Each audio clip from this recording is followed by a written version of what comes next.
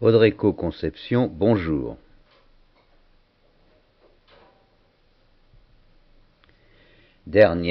Deuxième partie de notre exposé, si les animaux sont des personnes, le droit des personnes.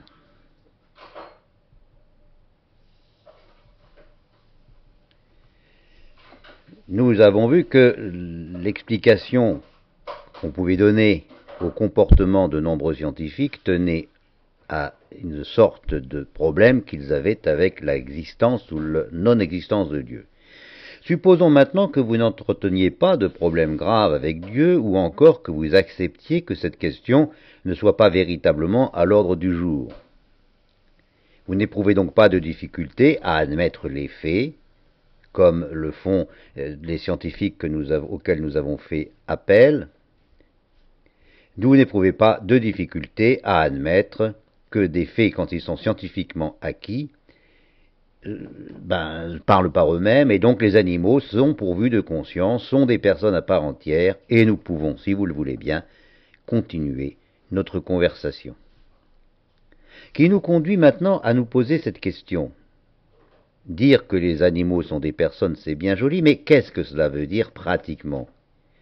Est-ce que cela signifie que les relations que nous entretenons avec ces personnes animales doivent pour le moins s'inspirer de celles que nous entretenons avec les personnes humaines? Soit.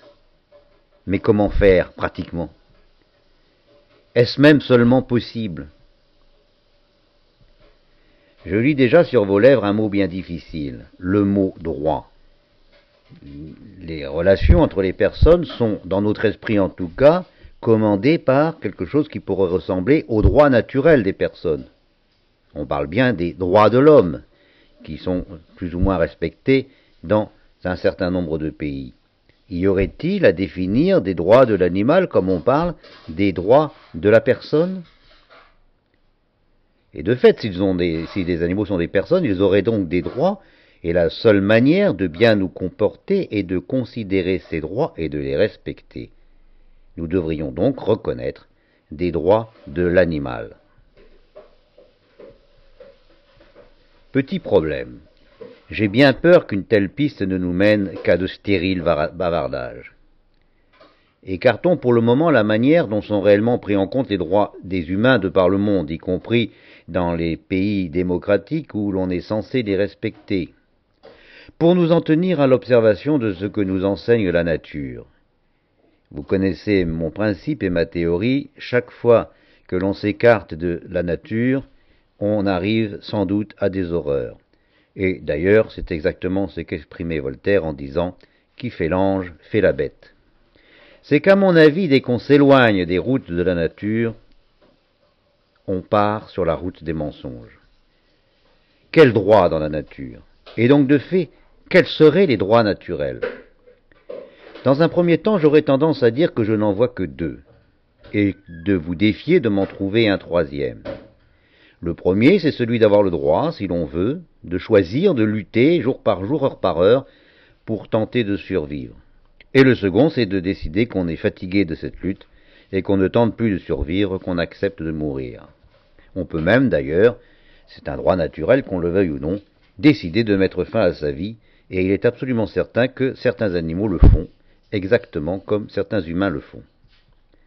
C'est vrai, tous les êtres animaux ont le droit de se battre pour survivre, ou d'une façon ou d'une autre, de choisir de mettre fin à cette lutte, ou tout au moins d'accepter l'issue fatale. Je vous ai déjà montré plusieurs fois que les animaux, certains animaux en tout cas, quand ils sont placés dans une situation qui paraît désespérée, qui leur paraît désespérée, renoncent à toute lutte et se laissent mourir sans combattre. C'est le cas des chevaux, par exemple, dont les membres sont coincés par un obstacle. Mais en dehors de ces deux évidences, quel droit peut-on trouver? Quel droit a? Rien.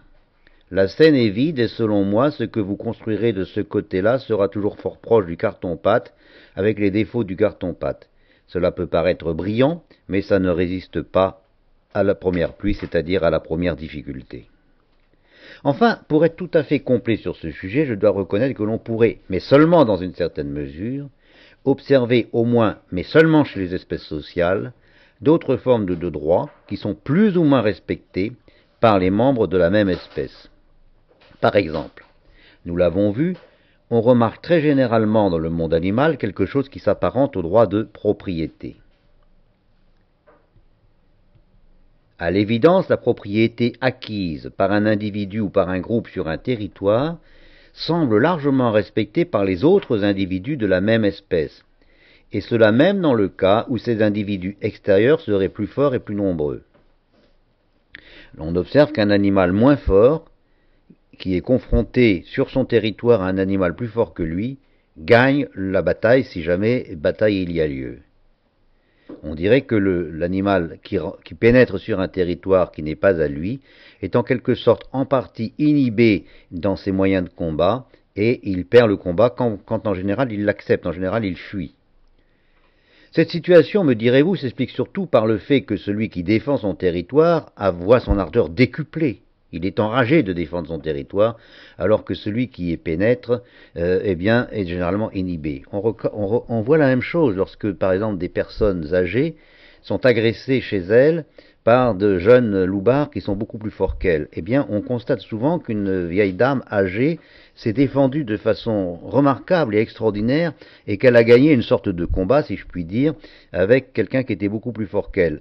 Et c'est exactement la même situation. On a un prédateur qui est plus fort, mais il n'est pas sur son territoire, il n'est pas si à l'aise que ça, et on a une personne agressée sur son territoire dont les forces sont alors décuplées. Et bien dans la nature, on observe là cela systématiquement. On peut considérer donc que c'est parce que la personne agressée voit son courage décuplé, c'est vrai tout cela, mais je réponds que les différences vont précisément dans le sens de ma théorie.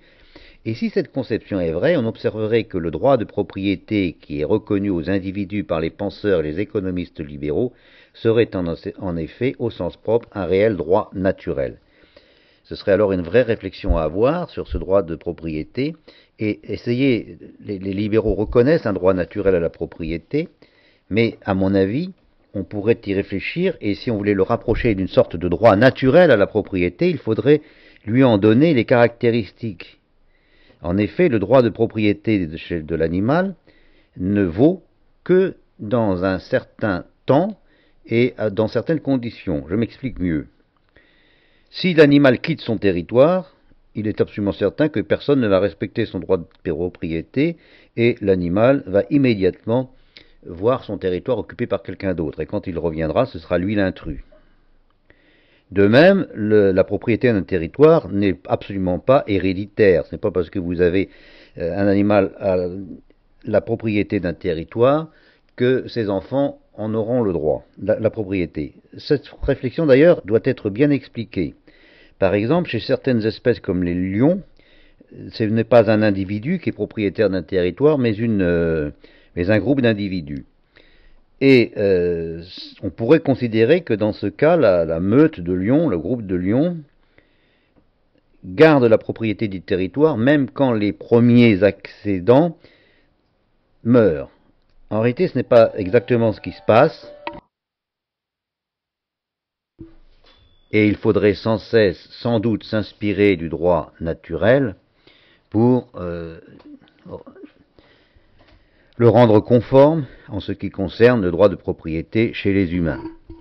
Par exemple, on pourrait considérer qu'il ne serait pas anormal de considérer que le droit de propriété n'est pas héréditaire ou que le droit de propriété est perdu lorsque le bien n'est pas utilisé. Bon, c'est une remarque en passant, mais qui vous permet de voir à quel point on peut raccorder ce qu'on appelle notre droit de propriété et une sorte de droit naturel des animaux à la propriété. Il n'est d'ailleurs pas unique ce droit, et l'on pourrait peut-être en détecter d'autres. Par exemple, nous avons vu que chez de très nombreuses espèces de singes, mais aussi chez certains canidés, ou encore chez d'autres mammifères, et chez presque tous les oiseaux, chez certains poissons, les mâles ne courtisent pas les femelles et semblent au contraire inhibés par elles lorsque ces dernières sont accouplées, sont reconnues comme étant déjà accouplées. Et de même, les femelles ne s'intéressent pas aux mâles des autres couples. Il y a donc une espèce de droit au couple dans la nature chez beaucoup d'espèces.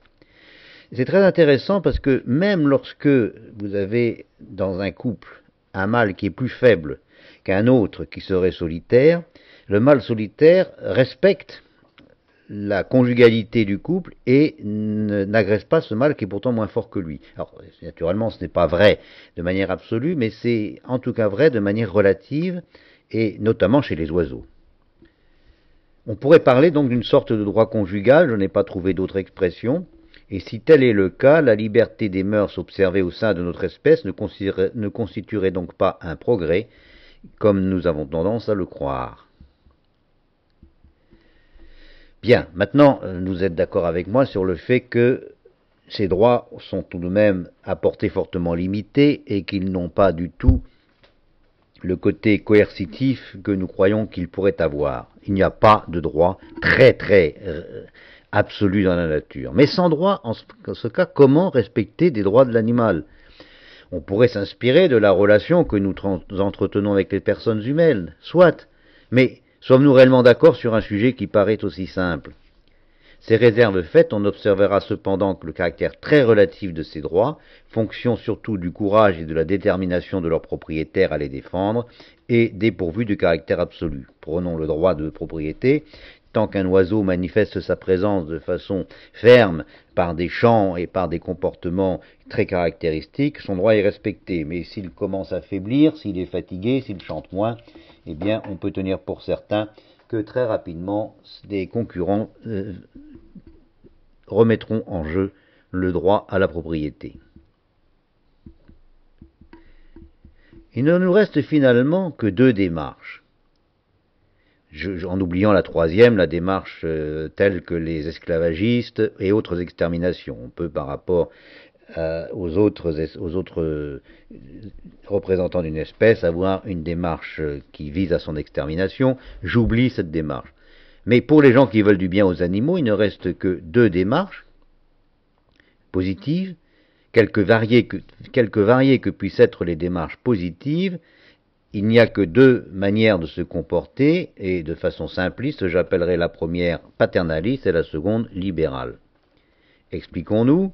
La démarche paternaliste dit à une personne individuelle, je reconnais ton individualité, mais moi je sais mieux que toi ce qui est bien pour toi, et ce mieux, je te l'impose, quoi que tu puisses en penser. C'est cette démarche qui vous impose par exemple de boucler votre ceinture dans les automobiles. Vous n'avez pas le choix de boucler ou pas boucler votre ceinture. Quelqu'un de plus intelligent que vous a décidé qu'elle était bon pour vous de boucler la ceinture, et donc vous êtes obligé de le faire. C'est la même démarche qui déplace les éléphants immatures vers des pays inconnus d'eux. Je vous ai expliqué et raconté ce qu'il s'ensuit. Ces éléphants qui ont été séparés de leur fratrie et qui n'ont pas eu l'éducation nécessaire sont installés dans des territoires qu'ils ne connaissent pas, et ils deviennent extrêmement sauvages et dangereux, ayant des comportements d'agression que n'ont pas les éléphants qui ont reçu une éducation complète, si je puis dire les choses de cette façon. Les gens qui ont déplacé les éléphants le faisaient pour leur bien, pour le bien des éléphants. Ils imaginaient qu'ils auraient ainsi des territoires nouveaux où ils pourraient mieux s'épanouir. Ils ont décidé que le mieux pour l'éléphant était ce qu'ils voulaient eux, et sans consulter l'éléphant. Malheureusement, ce bien qu'ils ont cru faire s'est transformé en catastrophe. C'est la démarche paternaliste. On découvrira peut-être ensuite que la ceinture de sécurité vous aura dans certains cas condamné. Vous allez rester brûlé dans votre voiture parce que vous n'aurez pas pu décrocher la ceinture. On découvrira que les jeunes éléphants émigrés de force sont devenus fous, mais peu importe, ce qui compte ce n'est pas le droit des individus, c'est une sorte de droit global.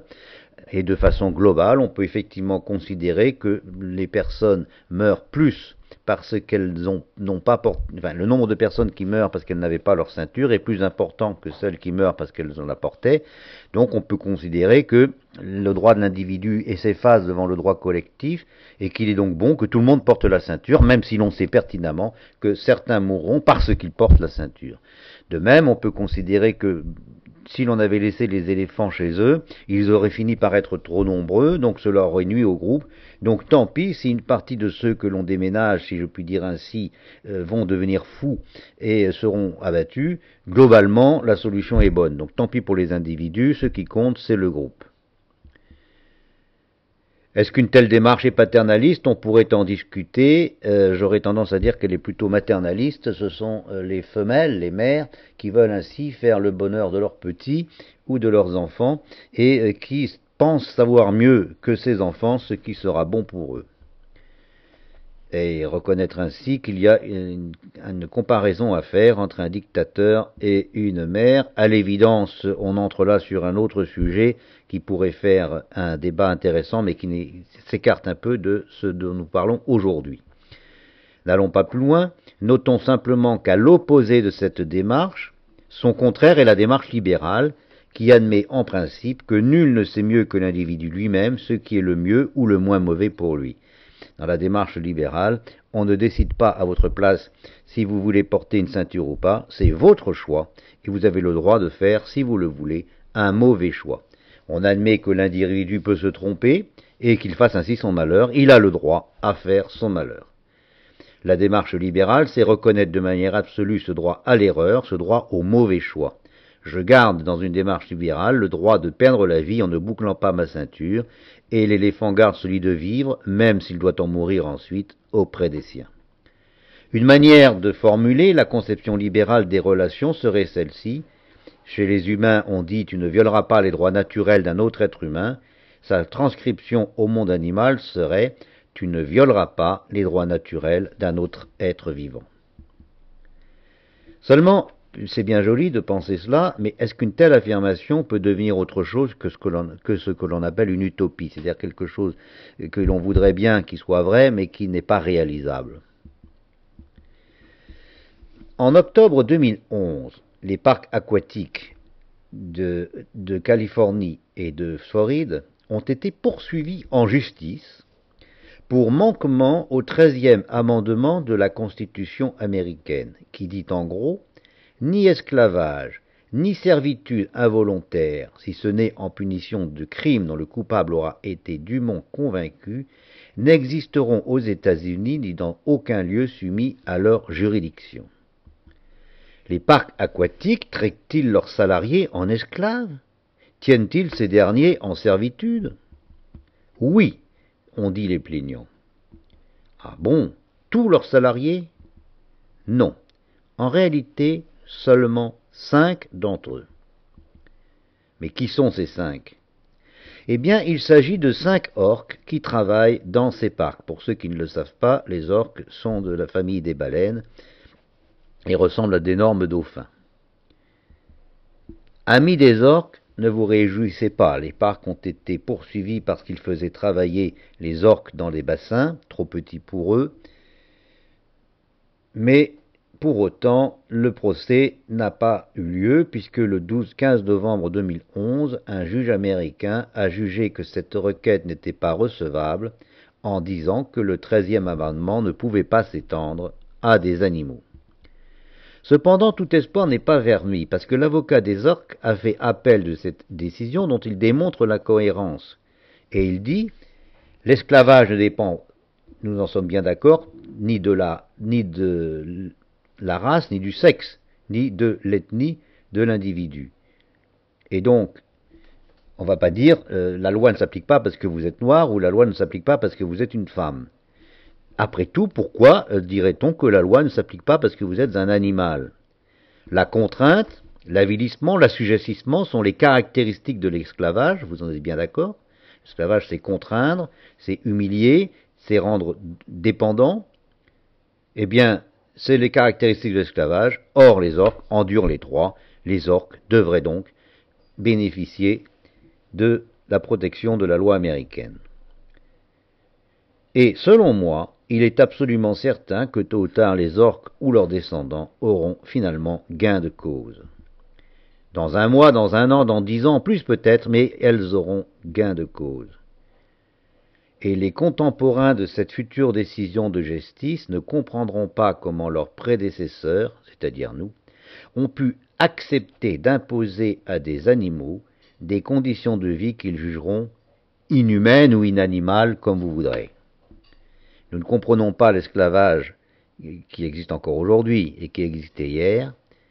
Nos enfants ne comprendront pas que nous ayons eu des poulets élevés en batterie ou des porcs élevés de la même façon. Ils ne comprendront pas que nous ayons séparé les veaux de leur mère, etc., etc. Ils le comprendront d'autant moins que nous savons aujourd'hui que tous ces procédés sont coûteux et inutiles, et que d'autres procédés coûteraient moins cher et ne seraient pas nécessaires. On pourrait parfaitement avoir de la viande sans avoir des animaux parqués dans des batteries. On pourrait parfaitement autoriser les veaux à rester près de leur mère. Ce sont simplement des traditions imbéciles et des modes économiques dépassés qui empêchent ces progrès. On peut donc se mettre d'accord sur les orques, on peut même se mettre d'accord sur certains animaux domestiques. Mais maintenant, franchement, vous avez un moustique qui transforme votre nuit en cauchemar, que faites-vous? L'écraser, c'est pas tellement respecter sa personnalité, et ne vous faites pas d'illusions. Après tout, même un anti-moustique va le tuer, donc ce n'est pas mieux. Et si vous mettez des moustiquaires, les pauvres moustiques vont mourir de faim. C'est pas tellement mieux non plus. Saint François demandait qu'on épargne le moustique. Bon, mais Saint François était bien gentil, mais il vivait protégé par sa soutane, et donc seuls ses pieds et ses mains étaient susceptibles d'être piqués. Et vous savez, les moustiques, ce n'est pas toujours très agréable. Donc comment respecter les droits des moustiques? Comment respecter après tout finalement le droit des animaux que l'on élève pour les manger? Et bien sûr, vous me direz, on peut devenir végétarien et revenir à une nourriture qui soit composée de fruits. Mais je vous rappelle que c'était le cas de nos ancêtres australopithèques. Rien ne prouve aujourd'hui, enfin nous savons aujourd'hui que notre cerveau s'est développé parce que l'australopithèque est descendu de ses arbres et qu'il s'est mis à chasser et à manger une nourriture carnée. C'est la viande qui a permis le développement du cerveau. Et donc, est-ce que, dans l'absolu, renoncer à la viande n'est pas, tout compte fait, renoncer peut-être à certaines capacités de notre cerveau, au moins sur le très long terme? C'est quand même une vraie question, et il est vraisemblable que nous sommes condamnés, obligés à manger au moins un peu de viande. Peut-être moins que nous le faisons, mais au moins un peu de viande ou de poisson, c'est-à-dire que nous avons un besoin de protéines animales. Donc nous ne pouvons pas faire autrement que d'accepter de tuer des animaux. C'est ce que je vous dis là. On pourrait imaginer que le fait de revenir en arrière nous ferait perdre la tête, c'est-à-dire nous ferait perdre ce que nous avons gagné en descendant de nos arbres, c'est-à-dire le formidable développement de notre cerveau. Donc, on le voit, les réponses simplistes du genre je n'écraserai pas les moustiques ou je ne mangerai plus de viande ne sont un peu ridicules. Et d'ailleurs, si l'on a comme principe de respecter l'image de la nature, eh bien, il faut bien admettre que c'est la respecter que d'accepter que tout au long de la chaîne de vie, les uns vivent de la mort des autres. Et après tout, rien ne prouve que les plantes n'aient pas elles aussi une forme de sensibilité, une forme de vie. Elles ont une forme de vie, elles ont peut-être une forme de sensibilité. Et dans l'absolu, il n'y a peut-être pas plus de raison de refuser de manger des plantes que de manger des animaux. Donc, au fond, si l'on voulait être très cohérent, il faudrait tout simplement cesser de vivre. Donc, tout au long de la chaîne de vie, les uns vivent de la mort des autres, et nous n'avons aucune raison et sans doute aucune permission de nous exonérer de cette chaîne. Ce n'est donc pas, à mon avis, dans cette direction qu'il faut chercher. En revanche, il est absolument certain que très souvent, nous imposons de manière absolument inutile à des animaux des traitements qu'une morale qui prenne réellement en compte la réalité de la personnalité de ces animaux ne peut que réprouver. Et ces traitements seront sans doute condamnés demain, et aussi peu compris par nos descendants que, je l'ai redit, nous avons du mal à comprendre aujourd'hui des comportements d'esclavage, enfin d'esclavagistes ou autres. Souvent, de manière gratuite et inutile, nous faisons subir à des animaux des traitements, et cela n'est pas acceptable.